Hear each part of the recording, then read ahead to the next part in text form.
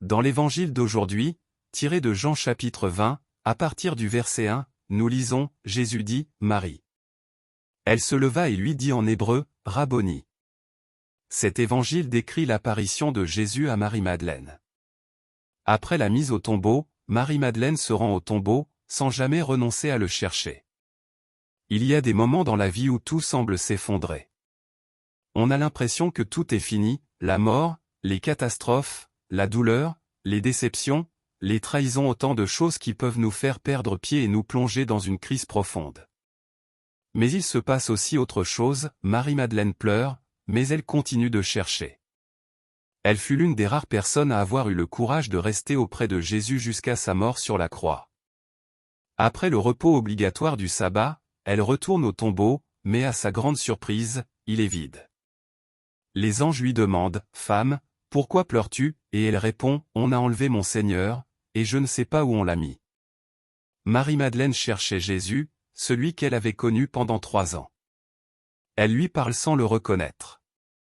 Elle le voit, mais ne le reconnaît pas, le prenant pour le jardinier. Jésus lui demande, « Pourquoi pleures-tu ? Qui cherches-tu » Elle répond, « Si tu l'as emmené, dis-moi où tu l'as mis, et j'irai le chercher. » Elle cherche encore le Jésus du passé, celui qu'elle a vu 3 jours plus tôt. Et c'est précisément l'image de ce Jésus passé qui l'empêche de reconnaître le Jésus vivant, présent devant elle. Jésus prononce son nom, Marie. C'est le signe de la reconnaissance, la même voix, la même prononciation, et elle répond, Maître. Jésus était revenu, le même Jésus qui était mort sur la croix, le même Jésus qu'elle avait connu et aimé. Ainsi s'accomplit la parabole du bon berger, il appelle ses brebis par leur nom, et elles reconnaissent sa voix. Je connais mes brebis et mes brebis me connaissent. Marie-Madeleine reçut la mission d'annoncer la résurrection aux apôtres, d'annoncer à ses frères que Jésus est monté au ciel, qu'il est ressuscité.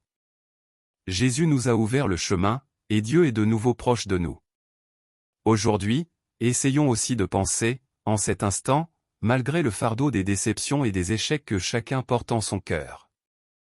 Pensons qu'il y a un Dieu proche de nous qui nous appelle par notre nom et nous dit, « Levez-vous, cessez de pleurer, car je suis venu vous libérer. » Je souhaite à tous une journée sereine et paisible dans la paix du Seigneur.